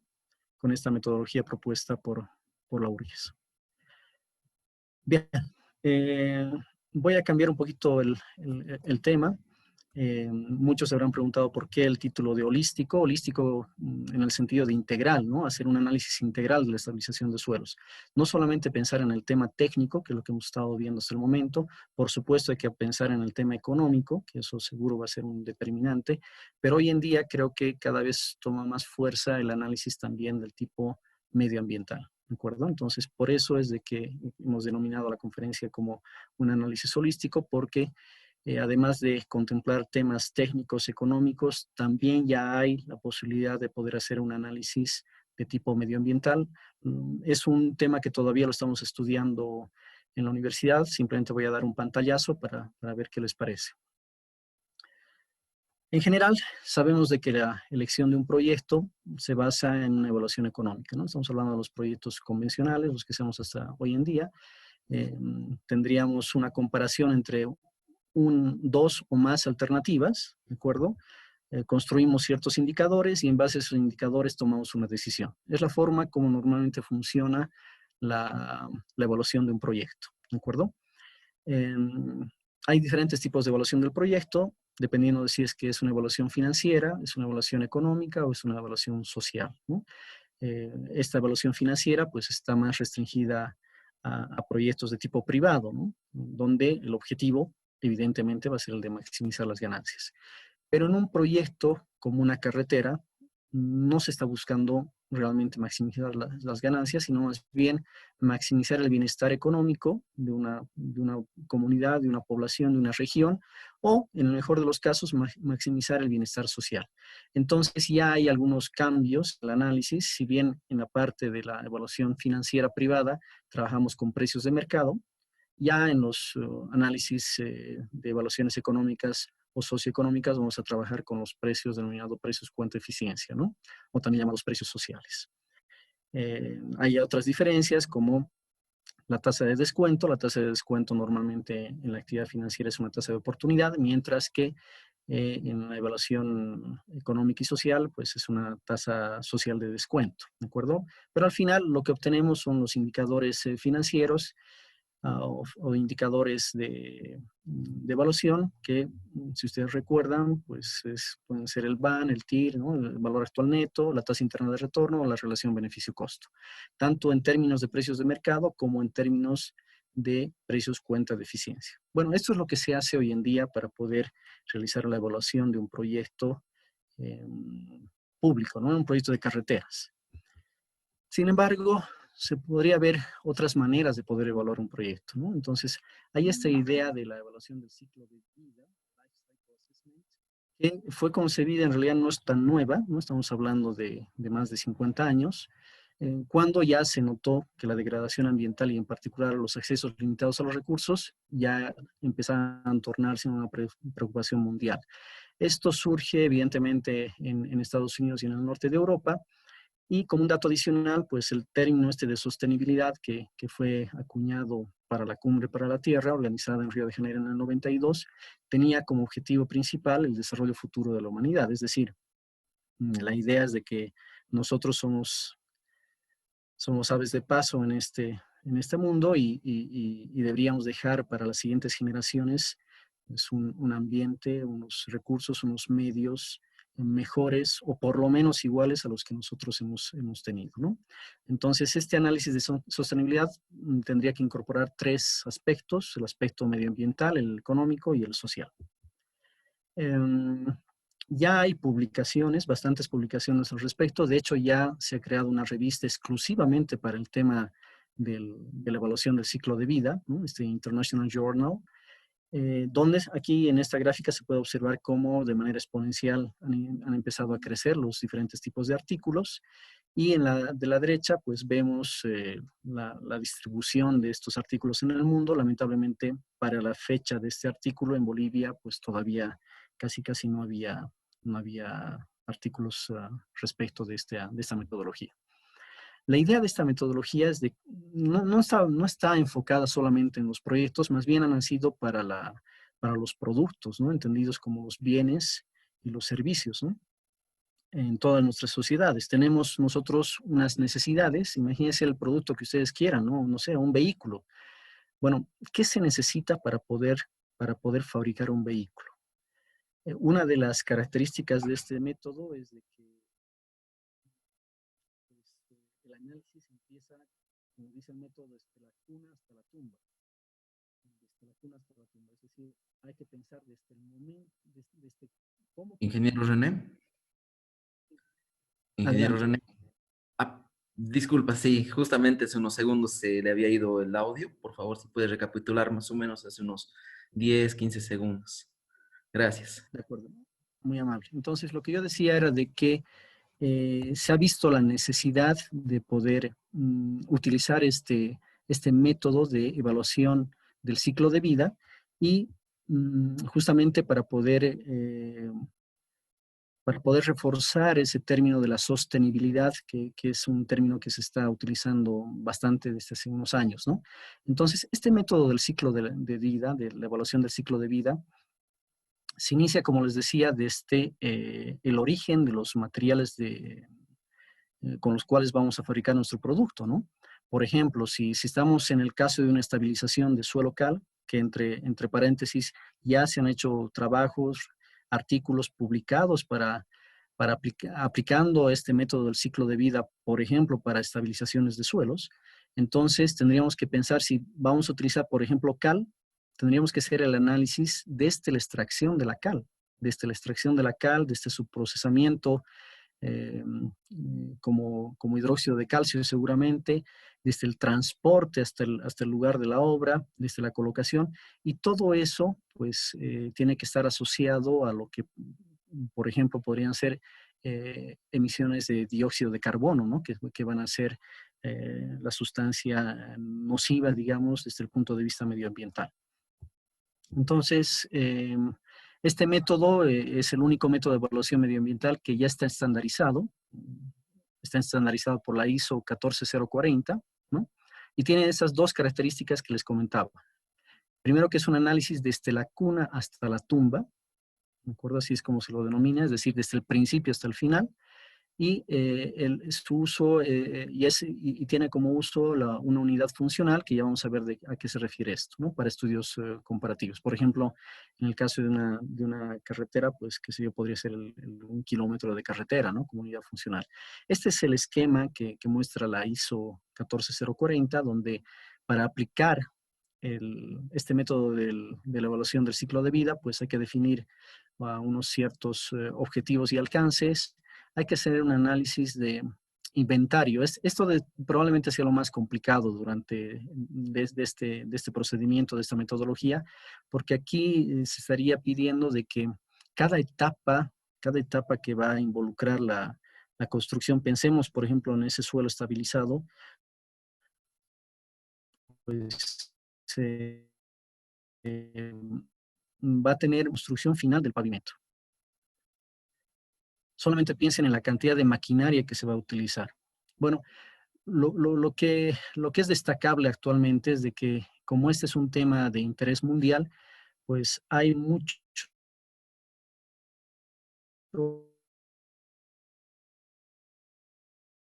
softwares libres.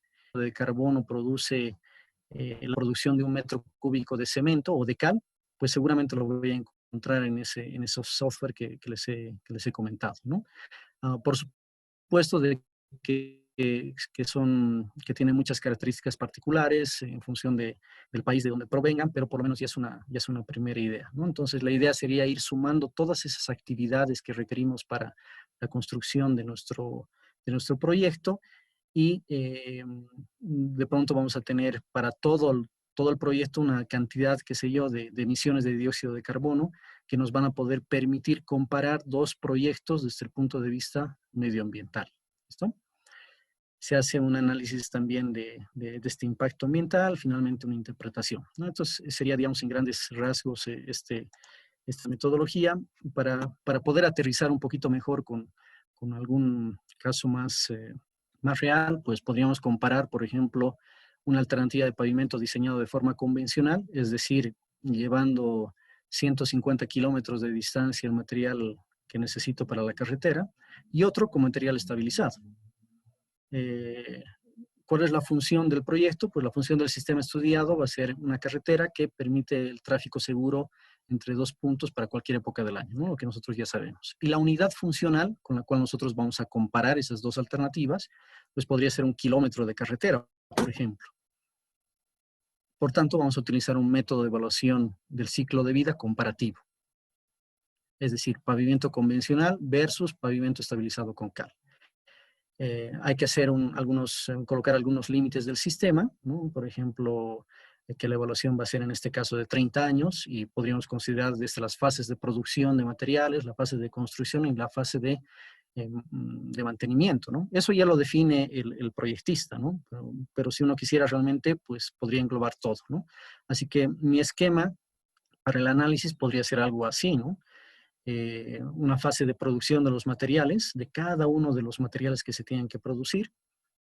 Sabemos que una vez que se produzcan esos materiales vamos a tener que realizar un cierto transporte hasta el lugar de emplazamiento del proyecto, con lo cual vamos a tener una fase de construcción, todas las actividades que contemplan. Fíjense que estoy colocando aquí con y sin estabilización, ¿no? Para poder después cobrar. Y finalmente una fase de mantenimiento, si es que yo deseo, pues podré pensar a tener cierto mantenimiento rutinario cada ciertos años, y colocar las actividades que crea convenientes. Entonces, en todo este sistema, pues ha entrado a energía, ha entrado agua, qué sé yo, y están saliendo emisiones de dióxido de carbono, que vamos a comparar finalmente. Bien, ya para concluir, simplemente indicar en las conclusiones que, bueno, esta técnica de estabilización de suelos, especialmente utiliza en proyectos naturales cuando se tienen esas dos condicionantes, ¿no? Una, que nuestro suelo es fundamentalmente constituido por material arcilloso, y dos, que Ingeniero René, disculpe la interrupción sí. nuevamente. Justamente cuando ha comenzado con conclusiones, ¿se le fue otra vez el audio? Ya, Si podemos... perfecto. Mil disculpas No, nuevamente.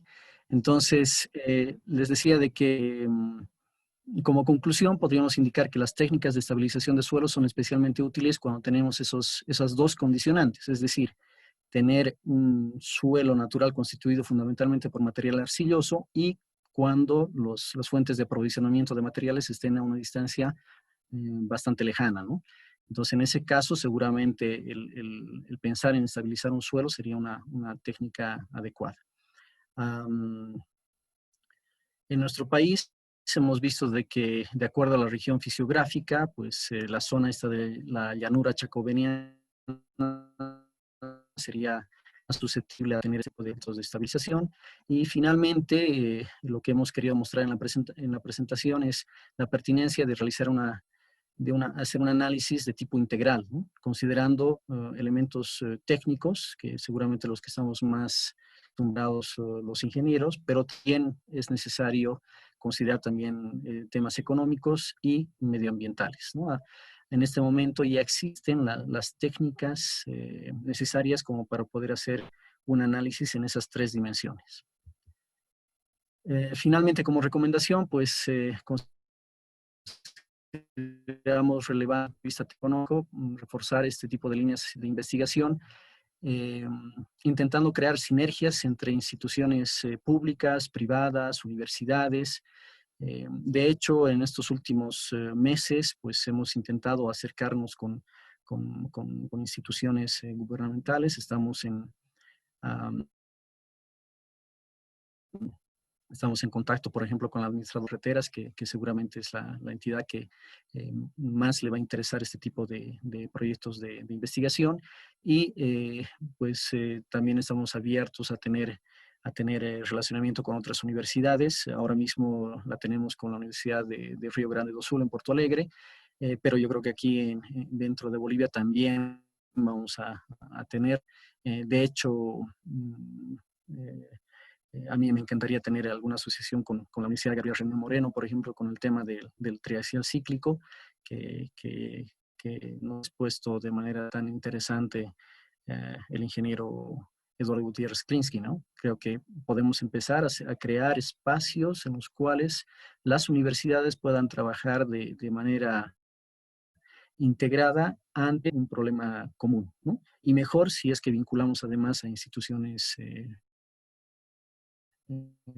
públicas, como en este caso los agradecimientos correspondientes. Han sido bastantes instituciones y personas que han estado de alguna u otra manera involucrados en estos trabajos de estabilización de suelos. En principio, por supuesto, quiero agradecer a mi institución madre universitaria a través del Instituto de Ensayo de Materiales, al director de carrera, el ingeniero Miguel Muñoz, director del Instituto de Ensayo de Materiales, el ingeniero Ángel Ramos, a mi colega y compañera de trabajo, la ingeniera Grisel Portillo, y muy especialmente al grupo de investigaciones geotécnicas del Instituto de Materiales, ¿no?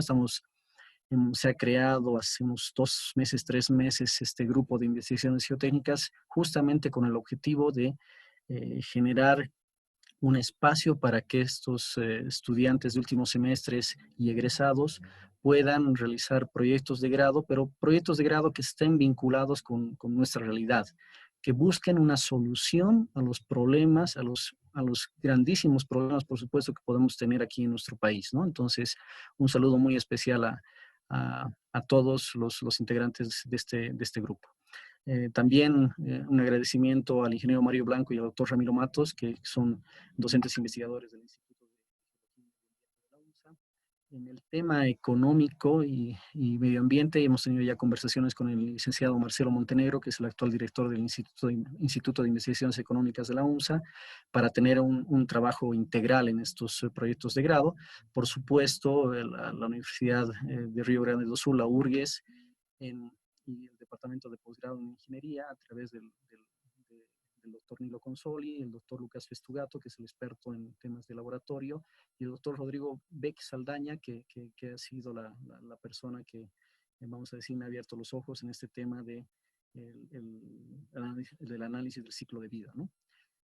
También quiero dar las gracias a funcionarios de la Administradora Boliviana de Carreteras que han podido compartir algunas de sus experiencias y datos, especialmente al ingeniero Edgar Vargas, el ingeniero Helvin Botello, especialista del área de geotecnia, y el ingeniero David Martínez, que es la persona que ve el tema de los presupuestos.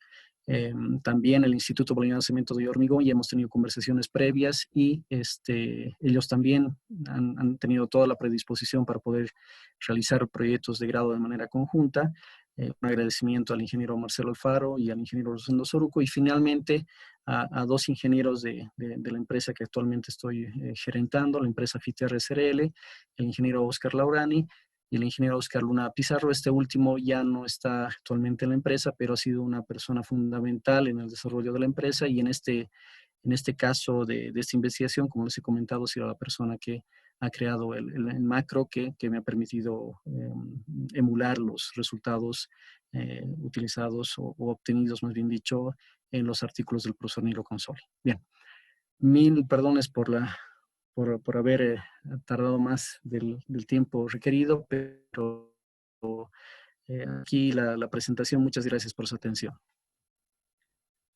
Ingeniero, no, muy bien, más bien los agradecidos somos nosotros.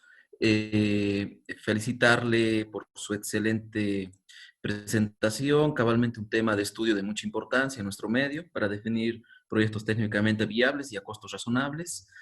Aprovecho de comentar a los presentes con orgullo propio que el ingeniero René Salgueiro es el vicepresidente de la Sociedad Boliviana de Mecánica de Suelos, Ingeniería Geotécnica.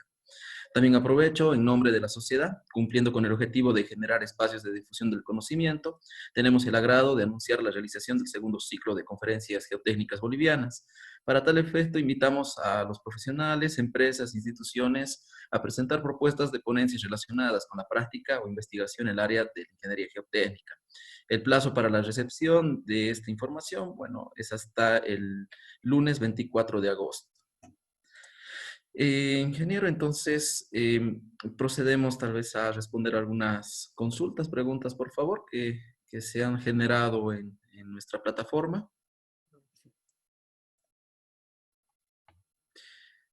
A ver, aquí hay una consulta del colega Franz Bustillo. Desde el punto de vista de la físico-química de las arcillas, ¿cómo trabajaría la fragmentación de lutitas que se comportan como suelo para su utilización como un mejoramiento de suelos con un aditivo químico? Bueno, el tema de las lutitas es un tema bastante interesante. Sin embargo, a ver, vamos a pensar, la lutita por concepto en realidad es una roca, ¿no? No es un suelo. Por supuesto que si nosotros podemos disgregarla, desintegrarla, pues seguramente la podemos convertir en un polvo que ya tenga un tamaño tan pequeñito como el tema de las arcillas. Ciertamente las lutitas pueden llegar a tener plasticidad. Sin embargo, no creo que la fisicoquímica sea la misma que en el caso de las arcillas, ¿no? O sea, yo consideraría que no sé si vamos a llegar a esos tamaños coloidales que nosotros estamos necesitando para tener una arcilla. Vuelvo a recalcar dos elementos centrales para el caso de la fisicoquímica de las arcillas. El primero, la superficie específica. La superficie específica de las partículas arcillosas es realmente descomunal, ¿no? Habíamos hablado, me parece, que en el caso de una morilonita pues está por torno a los 800 metros cuadrados por gramo, ¿no? Entonces, en ese caso creo que no corresponde en el caso de la lutita, ¿no? Y el otro tema es la carga eléctrica, ¿no?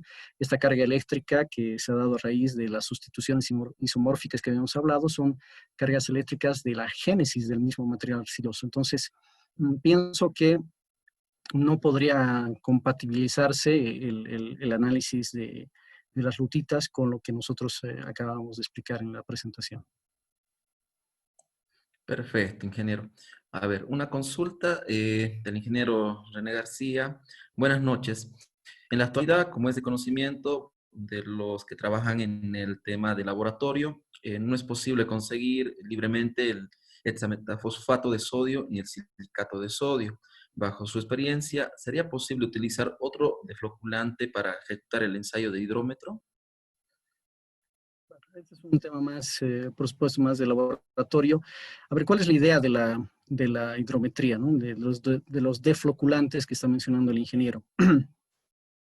Sucede que cuando nosotros tenemos las muestras arcillosas, pues estas muestras arcillosas con el agua pueden formar grumos.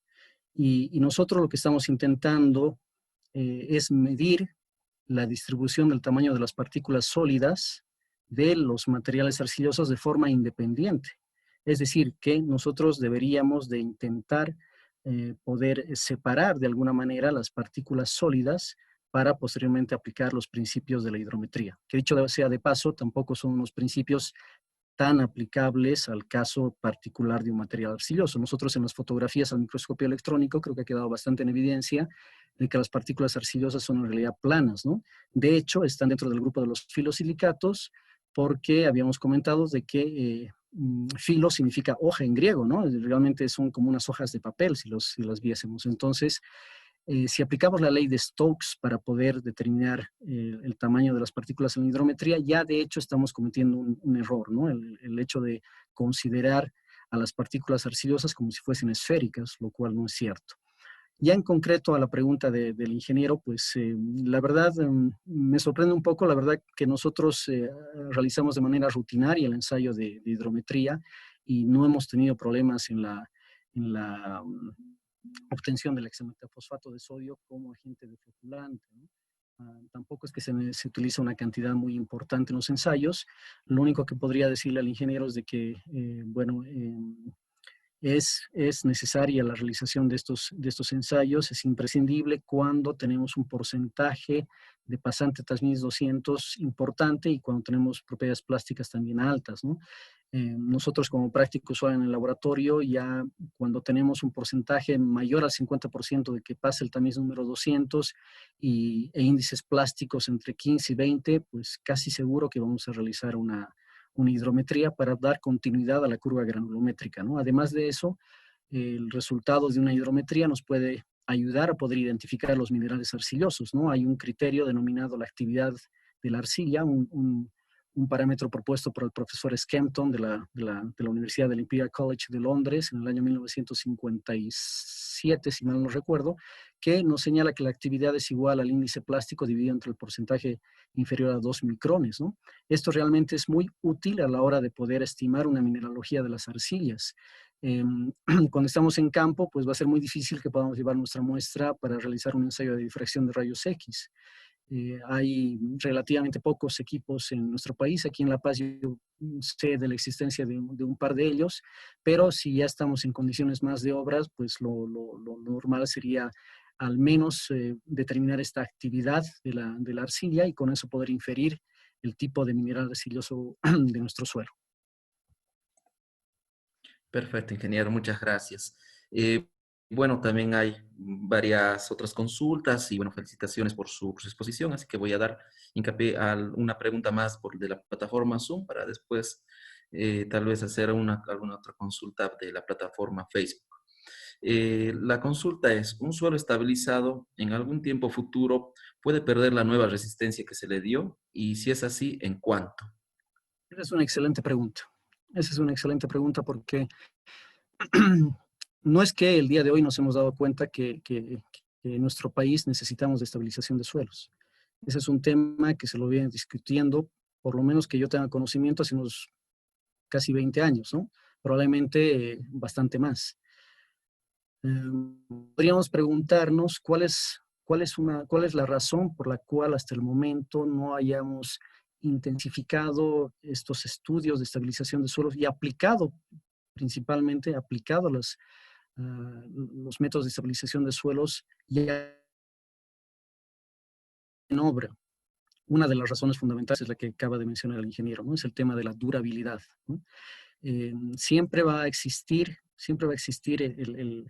ese miedo de que una vez que se estabilice el suelo, pues a medida que vaya pasando el tiempo pueda perder ese proceso de estabilización. No es fácil dar la respuesta porque hay pros y hay contras, ¿no? Si nosotros pensamos, por ejemplo, voy a dar un caso extremo. Pensemos por un momento en las arcillas rápidas, ¿no? Hay un tipo de arcillas que se llaman los quick clays. Estas arcillas, fundamentalmente de origen marino. Hay un caso de estudio muy interesante que se llama el deslizamiento de Risa. Risa es una población en Noruega. en el cual estas arcillas creadas en ambiente marino, es decir, con una cantidad de cationes sodio muy importantes, pues terminaron deslizando simplemente por una excavación de un granjero que quería hacer una especie de piscina en su ¿qué se llama? En su parcela, ¿no? Una excavación relativamente pequeña que condujo a un movimiento descomunal, ¿no? Y es, es uno de los primeros casos de estudio donde se tiene todo filmado. ¿Cuál ha sido la explicación del fenómeno? Pues tenemos la arcilla con cationes sodio. Cuando este material continental ha emergido, ya no estaba bajo el lecho marino, entonces ha estado a expensas de un fenómeno que se llama la lixiviación. Si nosotros tenemos agua, agua de lluvia, que va de manera continua, pues puede en algún momento lavar los cationes sodio que tiene nuestra muestra arcillosa, hasta que llega un momento que la arcilla ya va perdiendo esos enlaces químicos que tenía y va perdiendo esa resistencia original. Entonces definimos un suelo muy sensitivo justamente cuando hacemos una comparación entre su resistencia a la compresión inalterada y la obtenida después del remoldeo. Hay un video muy interesante del Instituto de Noruega de Geotecnia, donde muestra que ese tipo de arcillas prácticamente pierde toda resistencia al esfuerzo cortante y se vuelven un fluido una vez de que ha perdido sus cationes, ¿no? Y si nosotros le echamos sal de mesa, así está el video, si le echamos sal de mesa a ese fluido, pues nuevamente recupera cierta consistencia. Entonces, podríamos nosotros pensar de que una vez de que nuestro suelo estabilizado, en el cual hemos incluido ciertos cationes, vamos a pensar de que hemos hecho una estabilización con cal, ¿no? La cal no es otra cosa que un hidróxido de calcio que al colocarlo en el suelo se va a disociar en cationes calcio y aniones oxidrilo. Esos cationes calcio van a ser los que realmente van a intentar estabilizar a la muestra arcillosa.